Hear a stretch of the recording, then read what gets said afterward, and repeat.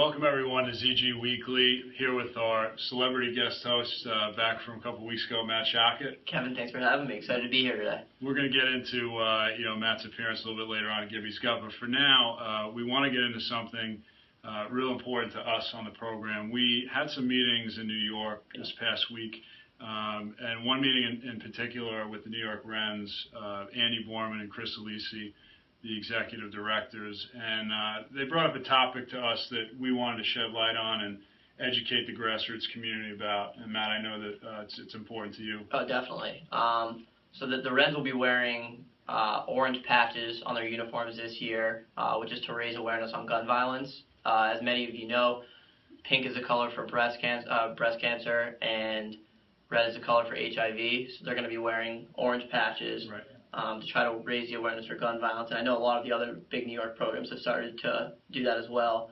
And, I know for us, we want it to pick up everywhere. Right.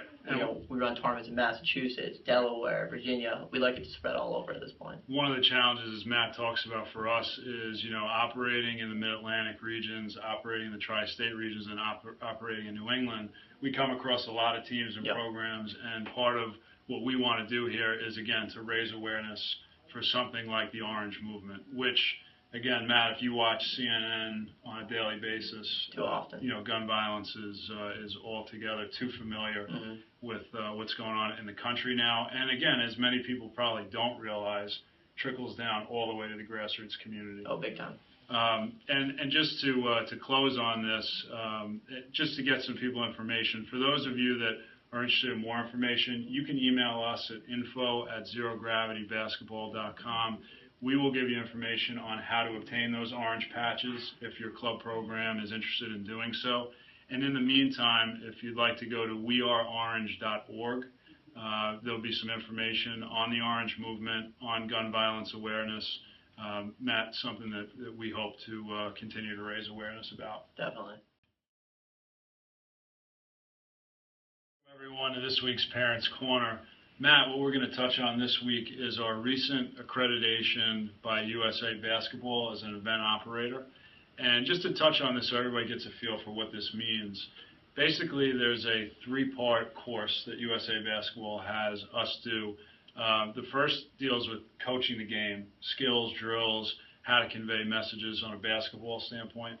The second part deals with mentorship, how to handle situations in today's climate of coaching. And then the third part is an extensive background check. And we recently went through this, Matt. I know you had a you had the experience with it. In all, it's probably about a 4-hour process. It takes some time, but it's worth it. And Matt, as you could speak to, not only for an event operator like us is it really positive, but also if you're a coach. I would definitely encourage all coaches to do this. There's a lot of information, and it's very beneficial. And, moving forward, not only are we excited to work and partner with USA Basketball, just give you the website here, usab.com. You go on there, you can get all the information about the certification process, all the information about the skills, drills, and coaching concepts that they provide. And it's something, as I mentioned, we're really excited about moving forward. Maddie, we're going to get into Gibby's Gut. Obviously, we have an absence of a key component of Gibby's Gut. The show must go on, though. Has to.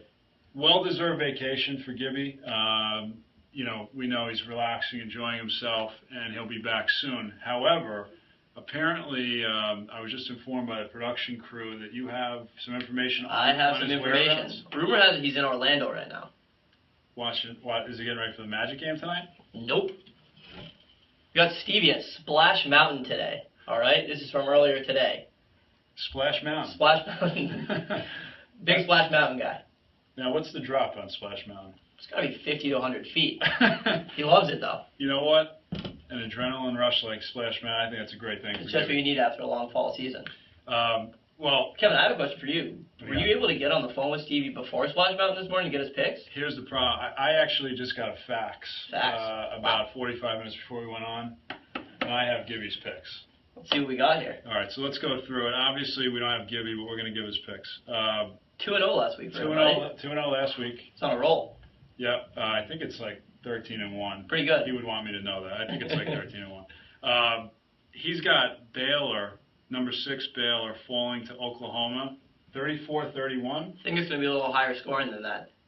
Both these teams putting up 50-plus a game, Kevin. See, Matty, the thing is, ultimately now that Gibby's not here, you're the guy that locks it in. So I'm the guy. I like Oklahoma. I'm going Oklahoma over Baylor, 54-51. Wow. A little higher scoring than what Gibby thinks. Lock it in. Lock it in. Matty Shockett's lock it in while Gibby's on the log flume. I like it. Now, we're going to get to our Gibby's pro pick. He's got the New England Patriots. I think you're going to be happy about this score, Matt. That's it. Knowing where you're from. The New England Patriots going in against the New York Giants, 34-17. We're going to give 17 up to the Giants. Wow. Well, now here's the thing. Before we lock that in, I'm very much the moderator on this show, as everyone knows. I like to put Gibby in a good place and let him give his picks. You know where I'm from, though, Matt, right? New York. So having said that, the guys in the back, we got some video. I did a little highlight reel that we're going to take a look at real quick. I don't know if we're ready to see this, Kevin. Let's go to the videotape on this. Pressure from Thomas off the edge. Eli Manning stays on his feet. Airs it out down the field. It is caught by Tyree. Inside the 25 and a timeout taken. 2011 season in Super Bowl 46 is now up in the air as Brady flings it into the end zone, and it is incomplete. Gronkowski had the last chance to try and get it, but the New York Giants, the 9-win NFC East winning New York Giants, for the second time in 4 years, go on an unexpected run for the ages. So, Matty, I know you're not happy about tough to see. but I got to take a stand for my guys down in New York.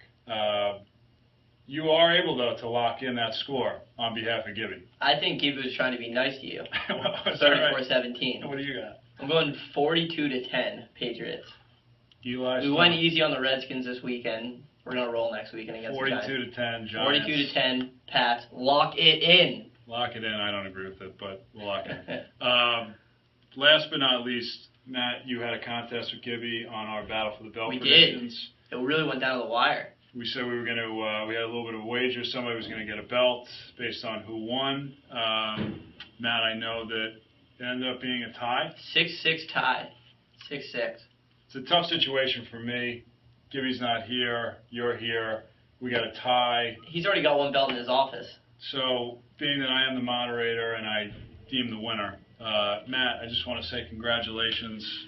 We're going to hand off the belt to you. Kevin, I couldn't be happier. Wear it with pride. Belt goes to Matty Shockett. Gibby, we can't wait till you're back. Hopefully those lines aren't too long. Matt, we're going to get into what we're calling our Tri-State segment, and I think it's really important to inform our audience about our presence down in the New York, New Jersey, Connecticut area this winter and spring at the House of Sports in particular. Can you, first topic we want to cover, can you tell our audience a little bit about what's going on down at the House of Sports? Yeah, so, we're new partners of the building. This past weekend was our first event there. Right. Went really well.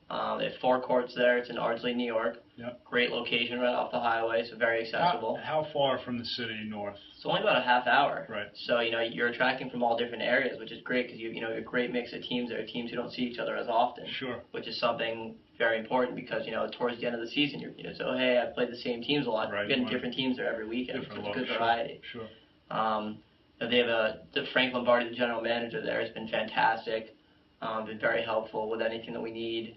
And they have a new ownership team there. That's great. Who has been very easy to deal with. So we're really excited about the partnership and what's to come. Now, talk a little bit about this past weekend, the War on the Floor 3.0. Oh, yeah. First time down, running a tournament. How'd it go? Oh, very smooth. A lot of good games. I mean, the playoff atmosphere on Sunday, unbelievable. Right. The 9th grade championship, Middletown's finest was victorious. Okay. In the varsity division, CTPHD was very impressive. Had a big win Saturday against the early risers, which a lot of people didn't expect. Yep. But they got it done all weekend long. Evolution came up from Massachusetts and took down 2 championships. Okay. So I know Coach Randy was very excited about that. And that's exactly what you're talking about, being able to get Different teams. different look, You know, right? teams coming from Jersey, Connecticut, you know, New York. Sure. It's another team, 10th grade division, Hoop Dreams won, Right. grade 1-point victory, 71-70 over a tough open season team. In the 14U, Coach Wagner from Long Island Lightning, coaching legend, finds a way, this guy. You Yeah. know, been doing Yeah. it for years, gets it done again. That's great. And you mentioned the atmosphere. I know that when we were down there, the cool thing is they have the Upstairs the on top, so balcony you around have the people top. on the balcony up top, and you Looking have down a lot on of the parents courts. below. So it was packed house on Sunday. Right. You know, people, they finish their games, they want to stay and watch the next game. Sure. And then obviously, why don't you tell the audience a little bit about this winter and then the spring, because we're also going to be down there, Yep. you know, a lot during those times. Oh yeah, so we're going to be running a winter league there this year with about 100 teams from 3rd through 8th grade boys and girls. Okay. You know, A, B, and C division, so it should be great competition for everyone. It's going to be on Saturdays and Sundays, so I'm really excited about that. It's my first league experience. Yeah. So it should be good. And then during the spring, we're going to meet about 9 weekends. Okay. So, you know, there's going to be a lot of action at the House of Sports, different teams every weekend. So that's going to be our home base for the Great. spring season. That's awesome. I mean, we're really looking forward to the presence this year in the tri-state area. Thanks, everybody, for tuning in. Stay tuned next week. We're going to have a new segment, Coaches Chalk Talk, where we give some coaching pointers, some plays, you know, just food for thought for all our coaches that are tuning We should in. get Dave Constant on here. We might have Constant with the clipboard, Yeah. last-second plays, and obviously the return of Gibby. Splash Mountain is done. Splash Mountain, the 40-minute wait's over, Over. and Gibby's going to He'll be be back. back. We're excited to have him back. Thanks for tuning in.